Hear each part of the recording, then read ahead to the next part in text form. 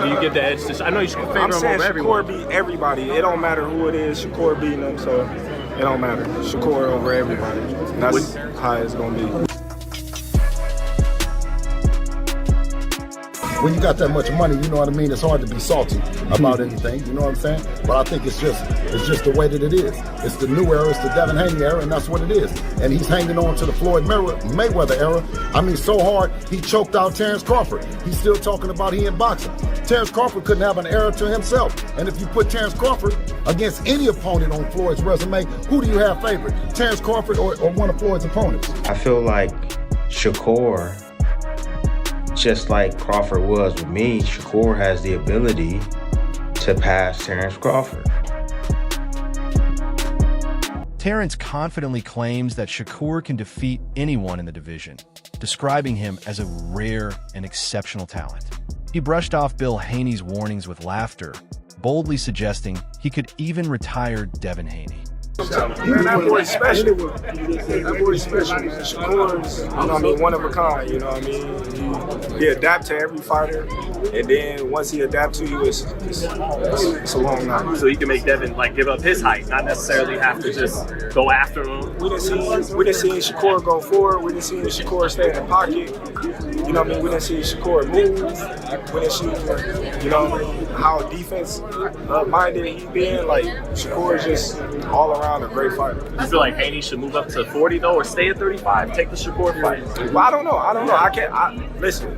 I know what it feels like to be struggling to make 135. I was there. Bill Haney firmly stated that this is the era of Devin Haney, not Floyd's and not Terence's. He stressed that Devin doesn't rely on anyone else for recognition, insisting that Devin alone is enough to dominate the spotlight. It's an era where Terence was in the shadows of Floyd. And when Devin came along, there was no shadow that was big enough. Because we're not taking no prisoners. We know that our job is to get to the Mount Rushmore of boxing, where the greats are. And Tank Davis is a state big. Bill Haney made it clear that the decision to fight rests entirely with Shakur. However, he emphasized that whenever Shakur is ready to step up, Team Haney will be fully prepared without hesitation. That the weight that they fight at, they've always been one weight behind each other or one weight after. You know, Shakur will come up, you know what I mean? Devin will be at that weight for. Bill Haney highlighted Devin's outstanding amateur pedigree, arguing that no one in boxing today possesses a background as decorated as his. He maintained that Devin stands alone as a truly elite and proven fighter. You don't have that much amateur background and that much boxing in you to be saying that you're a TikTok star. He's trying to fool us with that smile and all that shit. You know what I mean? But he's a fighter.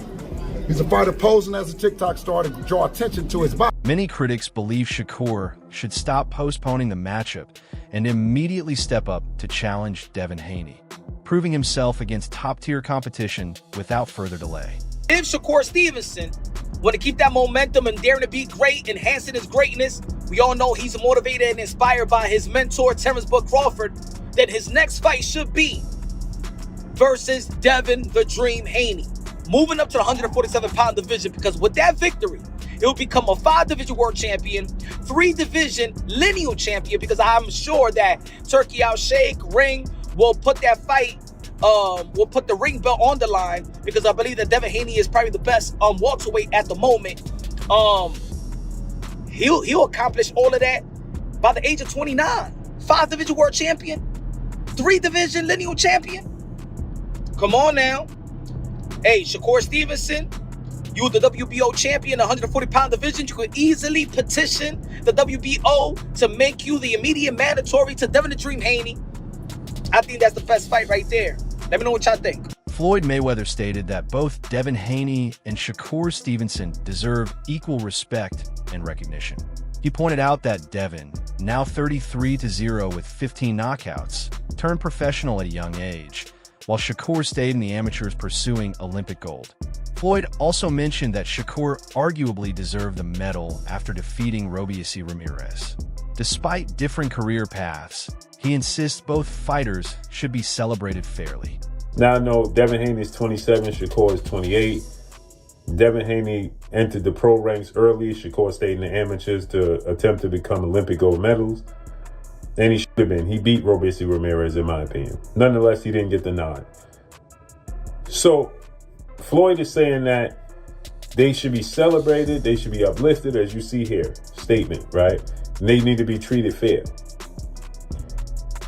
The issue that I have with this statement is that Shakur Stevenson was looking to actually sign with Floyd, and Floyd didn't sign him. Devin Haney looked up to Floyd Mayweather, trained with his father, trained with his uncle, trained with him. And he was eager to see Ryan Garcia beat him because he had a spat with Devin Haney's father, trainer and manager, CEO of DHP, Devin Haney Promotions, Bill Haney. Ironically, Shakur once attempted to sign with Floyd, but was not brought on board. Meanwhile, Devin Haney greatly admired Floyd, training alongside his father, uncle, and Floyd himself. Both fighters clearly reflect Mayweather's influence in their styles. Floyd holds significant power to elevate these young stars, and his acknowledgement underscores their importance to boxing's future, even if his support hasn't always been consistent. Floyd Mayweather has the power to support these young fighters who look up clearly. Shakur and Devin model their game after him and look up to him, right? As they should. And how often does Floyd reciprocate that?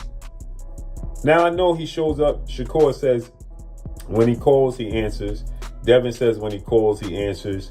He'll show up if they call, like to the gym, sparring. He showed up for Shakur, right?